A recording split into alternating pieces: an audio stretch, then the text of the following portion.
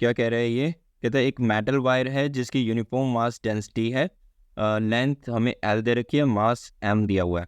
तो इस वायर को बेंड करके हमने एक सेमी सर्कुलर आर्क बनाया और एक पार्टिकल है स्मॉल एम मास का, उसे इस आर्क के सेंटर पे रख दिया है। तो ग्रेविटेशनल फोर्स हमें कैलकुलेट करनी है, इस वायर के थ्रू उस पार्टिकल एम पर कितना फोर्स लगा रहा हुआ ग्रेविटेशनल फोर्स, वो हमें कैलकुलेट करना है।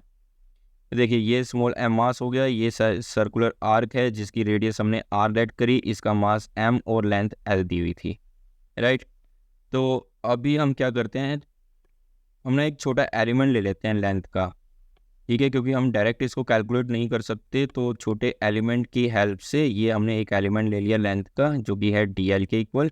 ये एंगल बन रहा है टी थीटा और ये रेडियस हो गई आर, ठीक है।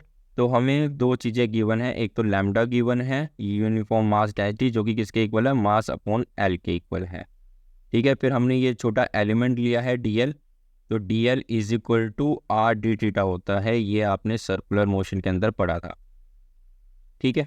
अब इस डी एल एलिमेंट का हम सबसे पहले मास कैलकुलेट करते हैं, वो कैसे करेंगे, देखो एल लेंथ का जो मास है वो है एम, तो 1 यूनिट का मास हो जाएगा एम बाई एल, तो डी एल यूनिट का मास हो जाएगा m by l d l, ठीक है। ये हमारे पास उस डी एम की वैल्यू आ गई, मतलब ये जो हमने एलिमेंट लिया ना, इस एलिमेंट का मास आ गया ये m by l d l, ठीक है। अब बात करें अगर फोर्सेस की, तो देखो ये जो डी एल यूनिट है, ठीक है, ये डी एल जो फोर्स अप्लाई करेगा इस डायरेक्शन में करेगा, उसको हमने लेट कर लिया डी एफ, और हॉरिजॉन्टल से ये एंगल बना रहा है थीटा।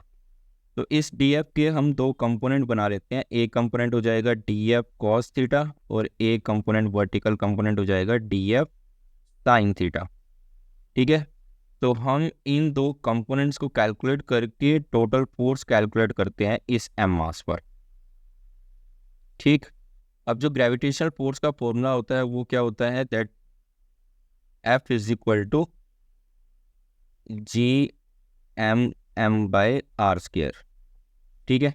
तो हमारे पास हॉरिजॉन्टल कंपोनेंट है और वर्टिकल कंपोनेंट है, तो इन दोनों को पहले सोल्व करते हैं इंटीग्रेट करके, ठीक है। तो हमारे पास फोर्स के दो कंपोनेंट आ रहे हैं, एक तो आ रहा है horizontal component f x which is equal to integration of d f cos theta, ठीक है। सबसे पहले इसे सोल्व करते हैं, तो ये हमारे पास हो जाएगा integration of G M by L small m और d l cos theta r square, ठीक है।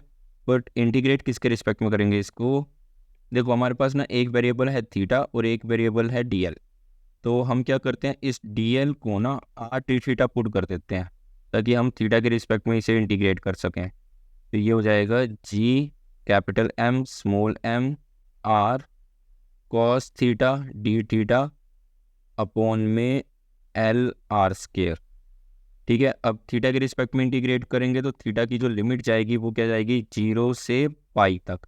तो सेमी सर्कुलर आर्क है तो 0 से पाई तक इसकी लिमिट पुट करेंगे, तो ये 0 से पाई, तो ये हमारे पास देखो एक आर से ये आर कैंसिल हो रहा है, तो ये हो जाएगा G capital M small m upon L R.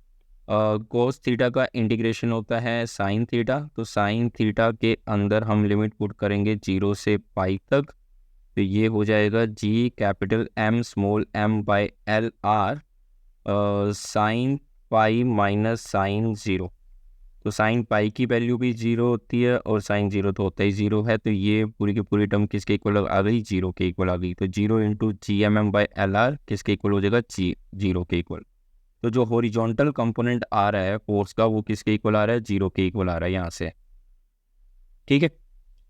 तो ओके, तो अब हम बात करते हैं वर्टिकल कंपोनेंट की।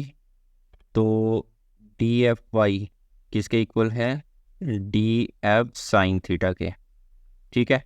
तो एफ वाई यहाँ से कैलकुलेट करते हैं, तो एफ वाई आ जाएगा हमारे पास integration of 0 to pi G capital M small m sine theta d theta upon में एल आर,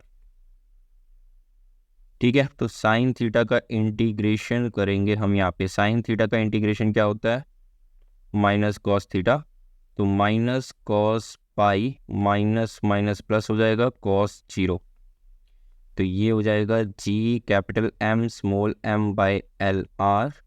तो माइनस कोस पाई की वैल्यू +1, कोस 0 की वैल्यू +1, तो ये हो जाएगी +2, तो इसके आगे लगा दिया 2, तो ये हो जाएगा एफ वाई 2 GMM/L/R। अब जो हमें सेमी सर्कुलर आर्क दे रखा था उसकी लेंथ L थी, और उसका जो सरकमफ्रेंस होता है सेमी सर्कल का वो होता है पाई आर के इक्वल, तो यहाँ से R जो आ जाएगा वो हो जाएगा L/पाई के इक्वल। तो इस R को यहाँ पुट करते हैं तो एफ वाई हमारे पास आ जाएगा 2 GM पाई अपॉन में L², तो ये एफ आई हो गया।